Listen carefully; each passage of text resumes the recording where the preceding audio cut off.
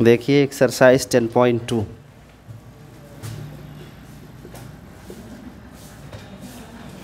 इसमें पहला प्रश्न है, निम्नलिखित का परिमाण ज्ञात कीजिए। इसमें वेक्टर ये दिया हुआ है आई कैप प्लस जे कैप प्लस के कैप। अब अगर हमें इसका परिमाण ज्ञात करना है तो परिमाण के लिए जो रिजल्टेंट वैल्यू होती है वो आई के गुणांक का वर्ग प्लस जे के गुणांक का वर्ग प्लस के गुणांक का वर्ग, तो ये हो जाएगा स्क्वायर रूट 3 यूनिट। इसी तरीके से अन्य दो प्रश्न और हैं, उन्हें कर लीजिएगा। दूसरा क्वेश्चन है कि समान परिमाण वाले दो विभिन्न सदिश लिखो। समान परिमाण के भिन्न सदिश, समान परिमाण के भिन्न सदिश, यानी सदिशों का परिमाण समान हो लेकिन भिन्न हो। ये तो एक सदिश को मान लो वेक्टर ए है और एक इसके विपरीत ले लेते हैं वेक्टर बी। दोनों के परिमाण बराबर हैं, जो ए है वही ए है, यानी mod of vector A is equal to A and mod of vector B is also A, but direction क्या है, अपोजिट है।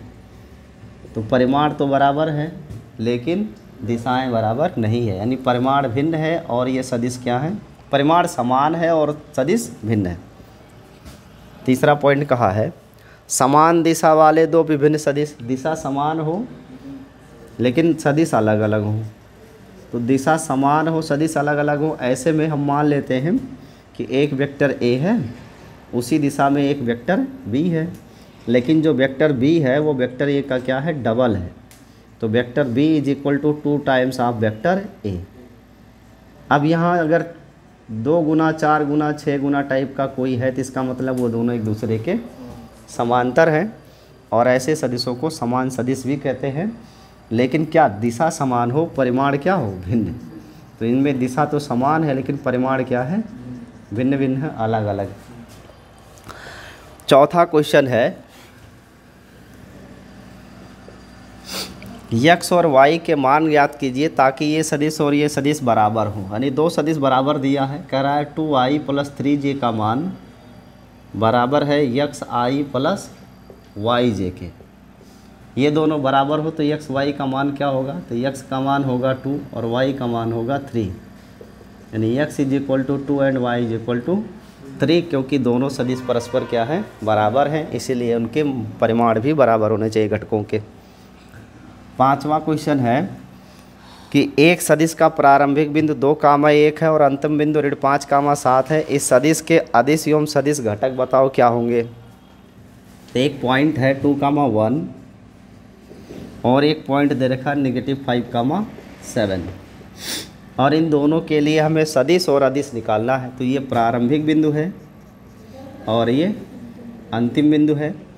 इसका स्थित सदिश लेना पड़ेगा किसी पॉइंट ओ के रिस्पेक्ट में। तो मान ले पॉइंट ए और ये पॉइंट बी है, तो वेक्टर ओ ए स्थित सदिश ए पॉइंट का लिखेंगे तो 2i और प्लस जे, और ओ बी के लिए लिखेंगे तो -5i एंड प्लस 7j हो जाएगा। अगर यहाँ से हम वेक्टर ए बी फाइंड करना चाहते हो तो बी के स्थित सदिश में से ए का स्थित सदिश घटा देंगे। So O B means -5i plus 7j में से घटा देंगे 2i प्लस j।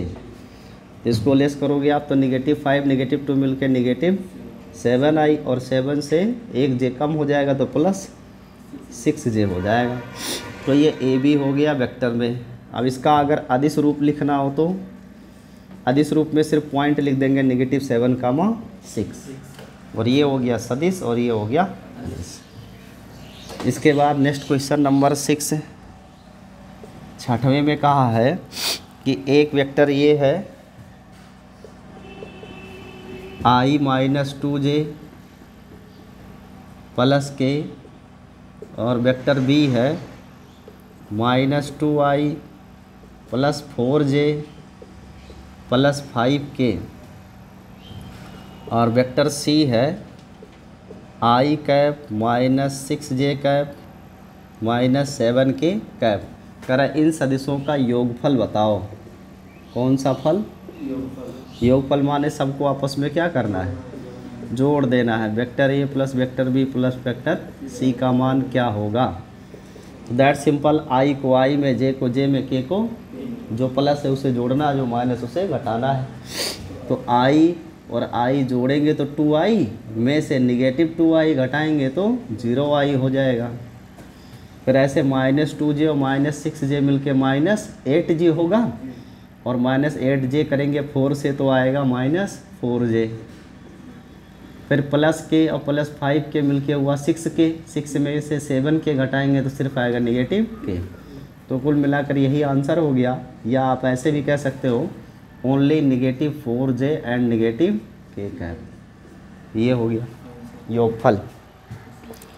इसके बाद 7वां क्वेश्चन कह रहा है अनुदिश एक मात्रक सदिश बताओ। एक सदिश आपको वेक्टर ए दिया हुआ है जो कि है i + j और +2k। कह रहा है इसके अनुदिश मात्रक सदिश यानी यूनिट वेक्टर बताइए। तो यूनिट वेक्टर लिखने के लिए सबसे इस सदिश का परिमाण लिखेंगे। इस सदिश का परिमाण मॉड वेक्टर ए बराबर हो जाएगा √i के गुणांक का वर्ग, कुछ नहीं तो 1 मानते हैं गुणांक, j का भी 1 और k का तो 2 है ही। तो मॉड ऑफ वेक्टर ये क्या आया, 1 1 2 2 दूनी 4 2 6। तो इसमें यूनिट वेक्टर एकांक सदिश पूछा है। यूनिट वेक्टर क्या होता है, 1 का बराबर वेक्टर ए बटे मॉड ऑफ वेक्टर ए, यानी सदिश और बटे सदिश का परिमाण, तब आपको मिलता है एकांक सदिश। तो यहाँ से सदिश क्या है, ये i + j एंड +2k और बटे इसका परिमाण कितना है √6। ये हो गया आंसर। तो इतने प्रश्न मैंने कर दिए, आप इसे नोट कर लीजिए, फिर आगे और क्वेश्चन कराते हैं आपको जल्दी जल्दी।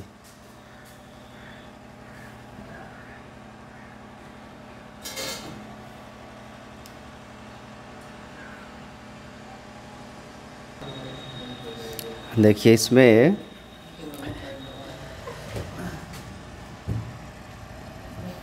आठवां क्वेश्चन है, ये 2 पॉइंट्स हैं। एक पॉइंट P है 1 2 3 और एक पॉइंट Q है 4 5 6, और इसमें कहा गया है वेक्टर PQ बताइए क्या होगा। तो वेक्टर PQ तब मिलेगा जब पहले किसी बिंदु के सापेक्ष इनके पोजीशन वेक्टर मिले। तो पॉइंट P का पोजीशन वेक्टर OP बराबर क्या लिखोगे, i j k का गुणा। तो i + 2j एंड +3k। ऐसे Q पॉइंट के लिए वेक्टर OQ बराबर 4i + 5j + 6k कैप। अब अगर आपसे वेक्टर PQ पूछा गया है तो आप Q के स्थित सदिश में से P का स्थित सदिश घटा देंगे, नहीं लास्ट वाले में से फर्स्ट वाले को घटाते हैं। तो OQ से इसको घटाएंगे तो 4i से i कम हो जाएगा 3i, 5j से 2j कम करेंगे 3j बचेगा, 6k से 3k कम करेंगे 3k बचेगा, 3 कॉमन ले लेते हैं। So we have i + j and +k। This is the vector PQ। ये आंसर हो गया।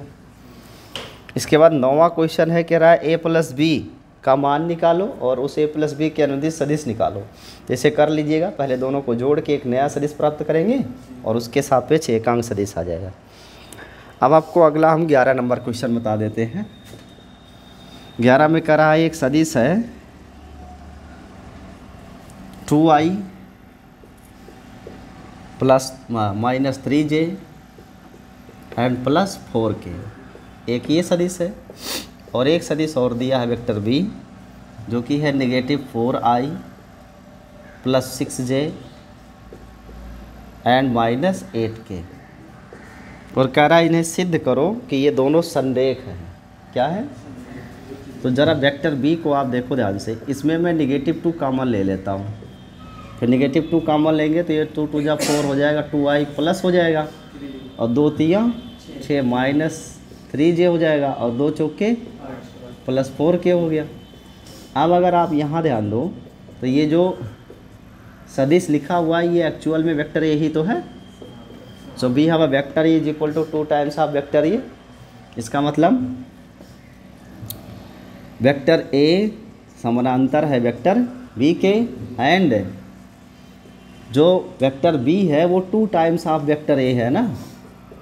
तो इसका मतलब एक वेक्टर ए यहीं तक रहेगा तो वेक्टर बी यहाँ तक रहेगा, इसका डबल होगा। तो हम कह सकते हैं अतः ये वेक्टर ए तथा बी संरेख भी है। क्या है? संरेख है। इसके बाद 12 नंबर क्वेश्चन है कि इसका डायरेक्शन कोसाइन निकालिए। एक वेक्टर दिया हुआ है i + 2j एंड +3 के, और कह रहा है इसका डायरेक्शन कोसाइन निकालो, दिक कोसाइन। पहले इसका मैग्नीट्यूड निकाल लेते हैं। a बराबर √1² + 2² + 9 4 13 और 1 3 त्रिका 9 2 दूनी 4 9 4 13 1 14। इसका डायरेक्शन कोसाइन में पहला क्या होता है? कास अल्फ़ा बराबर आपको बताया गया था a1 बटा मॉड ऑफ वेक्टर a।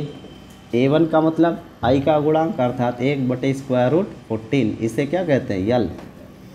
दूसरा कास बीटा बराबर क्या लिखते हो? a2 बटे मॉड ऑफ वेक्टर a।